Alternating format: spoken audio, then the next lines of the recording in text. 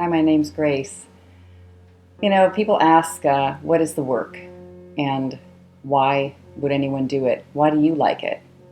And I think, wow, such a huge question in a way. What is the work? It's 4 questions, and then finding turnarounds to thoughts that when you think them, when you have them in your mind, when you think of them as true, when that's your perspective or your view, your response or your reaction is great pain and suffering and stress, or even just a little bit of pain. These things seem to happen in the human condition, death and loss and change and trauma. And since humans, maybe from the beginning of time, we've also sort of started wondering why things are the way they are. Why am I this way? Who am I? What is it to be a human being? How can I help serve in this world? What's going on here? It's kind of crazy. And I found that even though I wondered about some of those questions when I was a teenager and early on, it didn't really hit me hard until I entered a more extreme and intense suffering. I had developed an eating disorder, but really an eating disorder was reaction to my beliefs about the world, it was a dangerous place. And I had thoughts like, what is happening shouldn't be happening. What's possible that could happen shouldn't.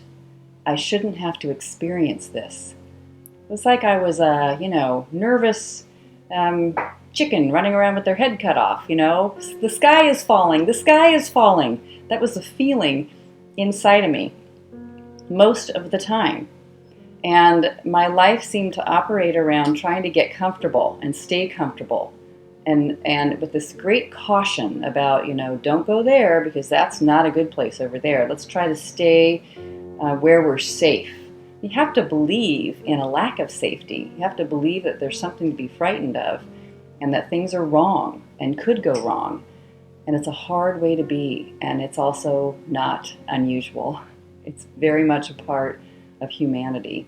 Everyone's had rough experiences, sometimes extremely difficult experiences, and we all also know that people climb out of those in the most incredible and astonishing ways.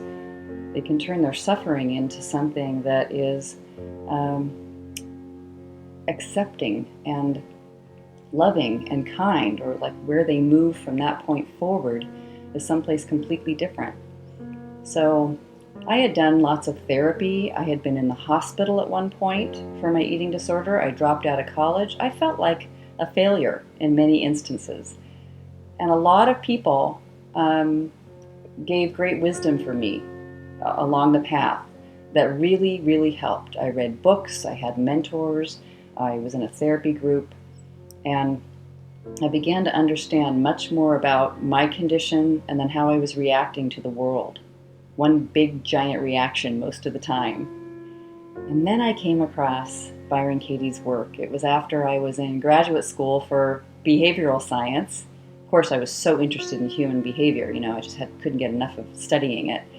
And I found her book, Loving What Is, and I was really moved, but I had a very tricky and hard time sitting still long enough to actually do this thing called the work, answer 4 questions, and then turn my concepts around.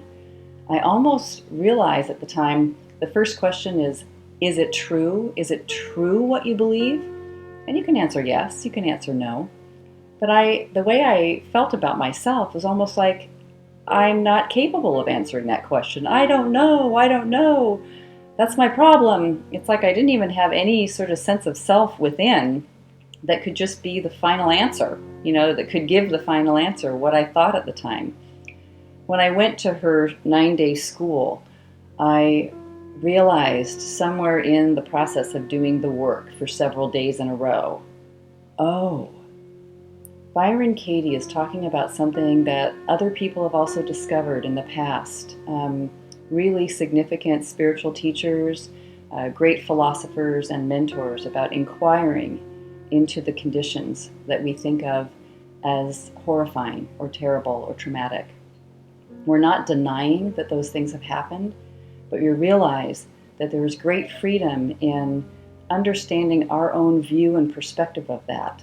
When you believe that whatever happens out here in the world can change your life for the worse, and you will never be the same again, and it's always going to be awful, and you got to watch out and look at the world like it's a dangerous place, then you're not going to live that expansive of a life. It's going to be rough. You're going to do things like binge eat your head off, like I did, or smoke cigarettes, which I also did for a while, or overdrink for a while in my early 20s. You're just going to do too much of stuff. Every effort in you is going to be to try to get back to equilibrium and find comfort and soothe yourself, because it's a dangerous world. How incredible to be able to question and shift that using these 4 questions, which are simple and yet very deep, kind of tricky and sometimes hard to do. And I was able to do the work on the death of my father, the early death of my father from leukemia, that had seemed like such a painful loss in my life, and come out of there realizing how okay I was, even though my father died young, and that I still had him in my heart, that I could think of him, have a conversation with him. Yeah, his body is not here, hasn't been here for many, many years, but he's still a guide in my life. And it's almost like I got my father back after I did that school for the work in 2005. And ever since then, I've loved questioning what I think is true and finding that my perspective just relaxes over time, becomes more clear, and the joy of the mysterious universe, there's a joy, there's a love. I love working with other people because they bring their experiences to me as well, and some of them feel like they've had extreme pain, and I just can't even believe the suffering or what they've gone through.